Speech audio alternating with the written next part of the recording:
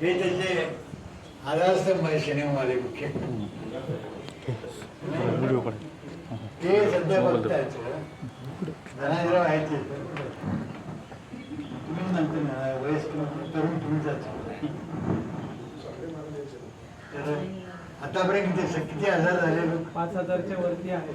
5,000च्या वरती त्याने आतापर्यंत इतिहास 12व्या शतकापासून काढतात. बरंच केलं. आमचा वाटा कमी आहे ते करतायत पण ते नावच होतं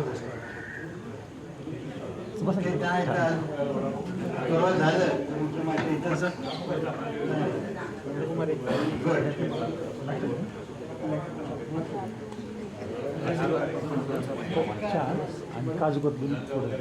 नमस्कार. सरांकडून एक ऍप्रिशिएशन मिळणं म्हणजे जीवनाचं सार्थक झालं असं मी समजतो. आता आपण बऱ्याच वेळा पाहतो भारतीय विद्यापीठ, डी.वाय. पाटील विद्यापीठाचं सगळीकडे घरोघरी विद्यापीठ झाले, पण आमच्याकडे चालतं बोलतं विद्यापीठ आहे डॉक्टर बुधाजीराव मोहिते. तर हा एक भाषा आहे. त्याच्यानंतर हा जो प्रवास सुरू झाला 2017-16 पासून, छोटीशी स्टोरी आहे म्हणजे काय फार मोठी नाहीये. ज्यावेळी आंदोलन उभं राहिलं आणि त्यावेळी लोक एकत्र यायची, पण ते लोक तर एकत्र टिकायची नाही.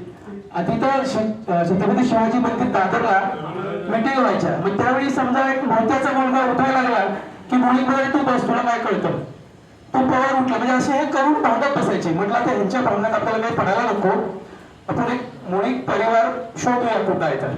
तर 92ला मी करायला असताना मला दोनच मोळीक माहित होते. एक संजय मोळीक नगरसेवक करायला होते आणि इस्लामपूरला एक किरण मोळीक फोटोग्राफर होते, एवढेच नाही. आणि त्याच्यानंतर कोरोनाचा काळ आला. त्याच्यानंतर त्याला ते फार मोठं मला म्हणजे योगदान मिळालं, पण त्याच्यामध्ये सगळ्याला कंपल्सरी घरीच बसायचं होतं. आणि त्या कालावधीमध्ये मग म्हटलं आपण परिवार एकत्र करूया आणि शोधत गेलो. एवढे प्रचंड मोळीक मिळाले, विचाराची सोय नाही. म्हणजे महाराष्ट्रात तर मिळाले, कर्नाटक मिळाले, मध्य प्रदेश मिळाले, बुलढाणा, खामगाव, नागपूर, त्याच्यानंतर अमेरिकेत, उगांडा, दुबईला भयंकर मिळाले. आणि जे असे होते की एकावर एक, जसे शंकर मोळीक सर जजपूर 8 मध्ये फार मोठं व्यक्तिमत्व होतं. माधव मोळीक मुंबई विद्यापीठामध्ये होतं. Doctor Atmaram Datta Molik AD Molik geography डिपार्टमेंटच्या शिवाजी विद्यापीठामध्ये होते. म्हणजे असे भयंकर पर्सनॅलिटी मिळाल्या. आणि मी 95ला मुंबईला गेलो आणि 96-97ला एक कार्यक्रम होता आम्ही सांगलीकडचा. त्यावेळी सरांना प्रमुख पाहुणे म्हणून बोलवलं होतं. आणि त्यावेळी मला फक्त दुरून एक 4 मिनिटं सरांशी बघायला मिळालं होतं, कारण सर लगेच निघून गेले पुढच्या कार्यक्रमाला. त्यावेळी सूर्यकांत पाटील जे दिल्लीमध्ये प्रतिनिधी ऑफिसर होते तेव्हा त्याचा सत्कार झाला होता. पण असं वाटलं नव्हतं की सरांना भेटता येईल, बोलता येईल. त्याच्यानंतर पत्रकारितेमध्ये सुरेंद्र मोदी यांचं पण नाव होतं. आणि याच्यामध्ये शोधत असताना एवढी गोष्टी मिळाल्या. आणि कालांतराने म्हटलं हे असंच चालणार नाही, ह्याला कुठेतरी प्रशासनात आणणं गरजेचं आहे. त्याचा हिशोब लागला पाहिजे, कामाचं म्हणजे झालं पाहिजे. मग त्या दृष्टीने एक स्वतंत्र संस्था असावी, ह्यापर्यंत सगळे आलो. त्याच्यानंतर 2 वर्ष लागले करून परत नावात अडचण निर्माण झाली.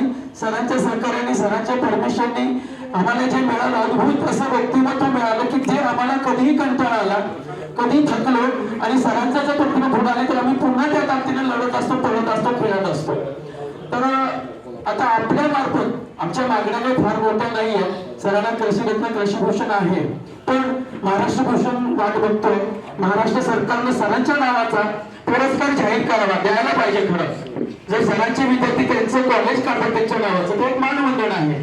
केंद्र सरकारचे पण पुरस्कार आहेत की कृषी, कारण आपण म्हणतो की कृषी प्रधान देश आहे, 80% इकॉनॉमी कृषीवरती फिरते.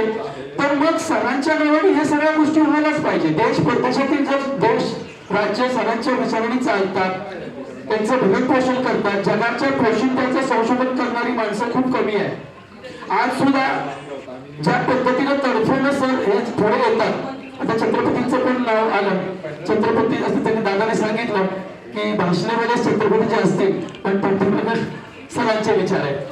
आम्ही सगळे सरांचे विचार जगण्याचा प्रयत्न करतोय. आता बरेच व्यक्तिमत्व प्रत्यक्ष माहीत नसतात, पण त्यांच्या विचारांना जगणं हे खूप मोठं आहे. आमच्यासाठी आई साहेब आणि सर हे नेहमी मार्गदर्शन राहतील. आणि त्यांचं नाव नाही, त्यांचं आम्ही आयुष्य जे काय जगणार आहे त्या पद्धत जाणार आहे. तर पुरस्कारानं सरांना जे पुरस्कार देतात त्यांना पुरस्काराचं नाव, पुरस्काराचं महत्व वाढेल असं आम्हाला वाटतं. याबद्दल सुद्धा आम्ही मांडेल सरकारतर्फे, शासन दरबारी. पण त्याचबरोबर आमचा मुख्य उद्देश असा आहे की शेतकरी नुसतं शेतकरी असून चालणार नाही, तर त्याला अजून व्यवसायामध्ये उतरायला पाहिजे. तर ती सवय लावणे, त्याच्यानंतर शेतकऱ्याच्या जमिनी आहेत त्या वेगवेगळे व्यवसाय काढणं, आणि खास करून 12वी नंतर मुलांना शिक्षणाच्या खूप अडचणी आहेत. आरक्षणाचा विषय वेगळा आहे. सर नेहमी म्हणतात की आपण मेरिटने जगायला पाहिजे, मेरिटने जगलं पाहिजे, हे खरं आहे. पण मेरिटने जगत असताना कुठल्या नागोला कामगाराच्या पोटी फार हुशार मुलं जन्माला येते, पण पैसे नाही, पण शिक्षण राहतं. तर त्यासाठी आम्ही काही मुलं दत्तक घेतले, ते हा पैसा मॅक्सिमम त्या मुलांच्यासाठी वापरला जाणार आहे. आता सुद्धा 4 मुलं इंजिनियर झालेले आहेत सर, बरेचशी नोकरी करतायत. त्याचं शिक्षण थांबणार होतं, थांबलं होतं, आता आणखी शिकत आहे. तर जास्त करून व्यवसाय प्रशिक्षण आणि जे UPSC MPSC हे जे स्वप्न आहेत हेच आम्ही पूर्ण करणार आहेत. बाकी दुसऱ्या कुठे फारसं लक्ष घालणार नाही. तरी सुद्धा सरांनी सांगितलं आमचे शेतकरी धनाजी दादा, कारण शेतकऱ्यांचा आमचा आत्मीयता विषय आहे, पोशिंदा म्हणलं तर त्याच्यात राहणारच आहे. आणि आता एक सांगतो, विठ्ठल दादा जे आहेत सर, सगळ्यात जास्त परिवर्तनासाठी त्यांचे योगदान आहे. हे रात्री अपरात्री 18 मोबाईल घेऊन बसले होते माणसं शोधायला, आणि त्यामुळे आम्ही 5000पेक्षा जास्त मुली शोधू शकलो, आणि सगळेच प्रचंड मोठा भरावला.